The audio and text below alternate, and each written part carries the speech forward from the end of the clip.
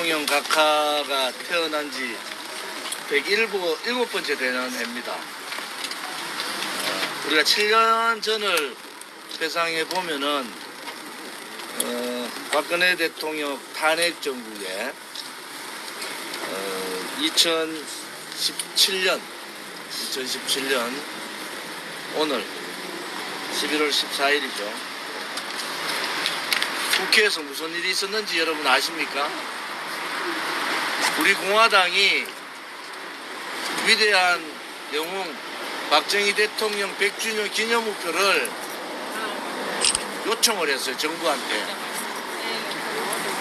문재인 정권이 못 만들어준다 이렇게 해서 우리 공화당이 그 당시에 대한애국당이 국회에서 박정희 대통령 탄신 100주년 기념 및 기념우표 발행 행사를 가졌어요. 국회에서 가졌습니다. 지금 뭐 민주당은 말할 것도 없이 현재 남아있는 국민의힘 그 당시에 보수 정당의 국회의원 한 명도 안 왔습니다.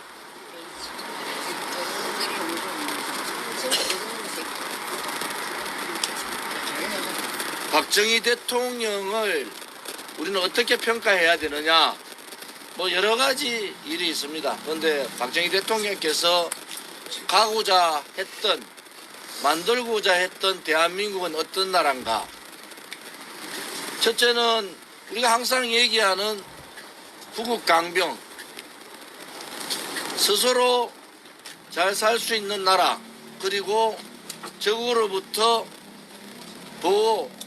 방어할 수 있는 그런 부국강병의 나라를 그분은 만들고자 하셨어요.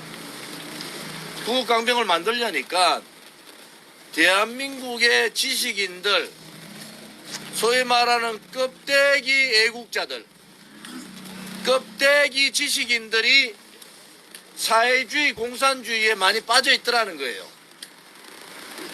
그것이 지금도 마찬가지입니다. 보수를 얘기하면은 시대에 뒤떨어진 양 취급하고, 진보를 얘기하고 자기들의 김대중 대통령을 얘기하면은, 노무현 대통령을 얘기하면은 그 사람은 대한민국을 아는 사람이다 이렇게 인정을 하고 있는 지식인들.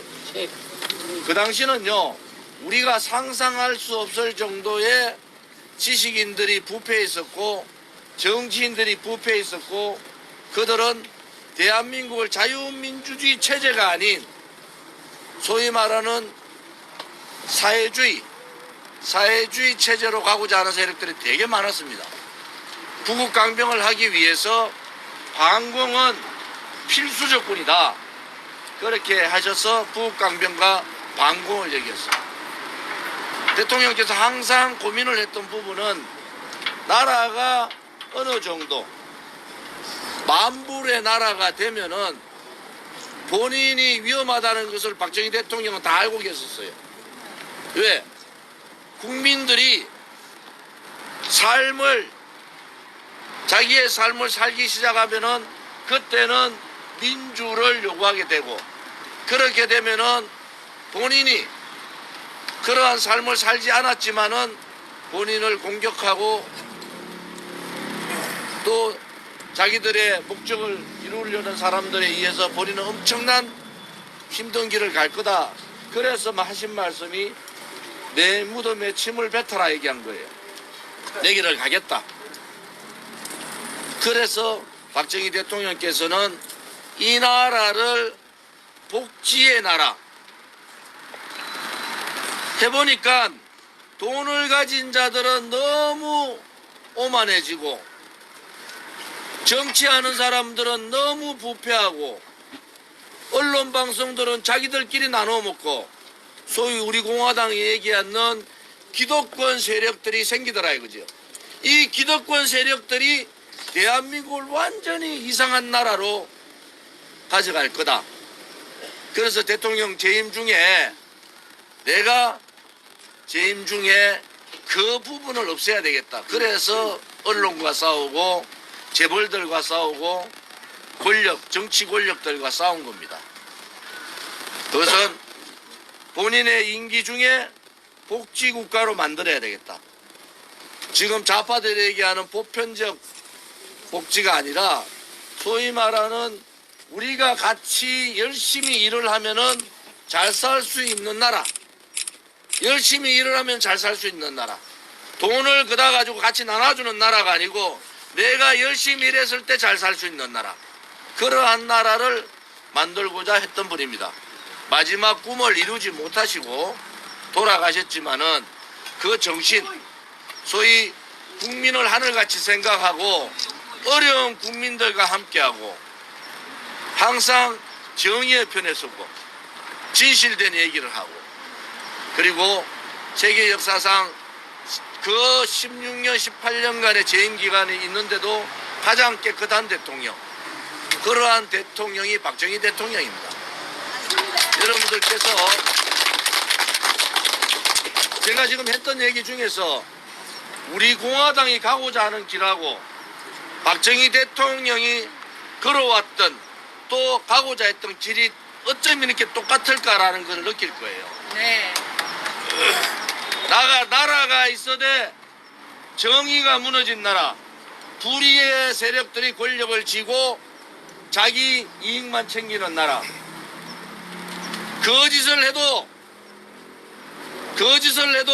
그 거짓에 대해서 비판하지 못하고 부하내동되는 그러한 나라, 진실이 묻힌 나라, 이러한 나라는 있어도 나라의 미래가 없는 겁니다. 맞습니다. 우리 공화당은 박정희 대통령의 정신을 지킨다, 이승만 대통령의 건국자유정신을 지키겠다, 계승하겠다, 이래서 이승만 건국 대통령과 박정희 대통령 사진을 우리 당사, 전국의 지역 당사마다 다 걸어놓고 중앙당에도 걸어놓습니다. 우리가 볼 때 정치인들이 얇죠. 왜냐하면은 박근혜 대통령 그 5년 감옥 가 계실 때 이 자리는 물론이고 현충원에도 정치인 한 명도 안 왔습니다. 오로지 저 조원진하고 우리 공화당만이 그 자리를 지키고 있었어요. 국민들이 모르는 것이 아닙니다. 국민들은 다 알고 계세요. 우리 공화당이 옳고 우리 공화당 가는 길이 맞고 우리 공화당이 반드시 좋은 일이 있기를 바라는 국민들이 되게 많아요.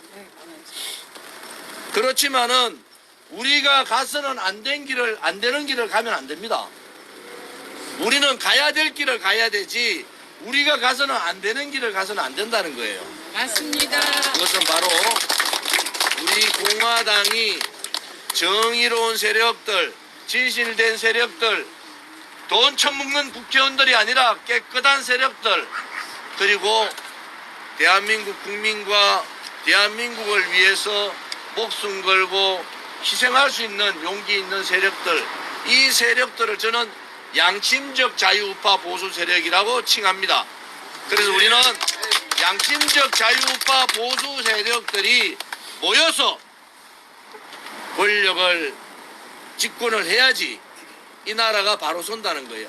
한 번은 이 나라를 박정희 대통령께서 하고자 했던 여러 가지 일 중에서 썩어 빠진 정치, 부패한 권력, 자기 사주들만 생각하는 언론, 그런 거를 없애고자 했어요. 그때는 너무너무 힘들었어요, 박정희 대통령. 근데 지금은 할 수 있습니다. 왜 할 수 있느냐? 그래도 눈을 똑바로 뜨고 있는 국민이 열에 3명은 있다는 거예요. 우리는 그 국민을 믿고 그 길을 용기 있게 가야 합니다. 좌절이라는 것은 뛰어넘으면 되는 겁니다. 고통 참으면 되는 거예요. 우리 자신이 아니라 우리 아들, 딸, 손자, 손녀, 또 대한민국의 미래, 또 대한민국을 위해서 우리는 그 길을 걸어왔고 앞으로도 그 길을 당당하게 가셔야 됩니다. 오늘 박정희 대통령 위대한 영웅이죠. 성각자고 또 우리가 개혁의 중심에 있었던 그분입니다. 오늘 그분을 생각하면서 저는 또 한 번 마음을 다집니다. 우리 공화당 동지나 자유파 국민들께서도 다시 한 번 더 마음을 다잡아야 됩니다. 쉽게 흔들리지 않고 오로지 대한민국과 대한민국 국민만을 위해서 우리는 나아가겠다.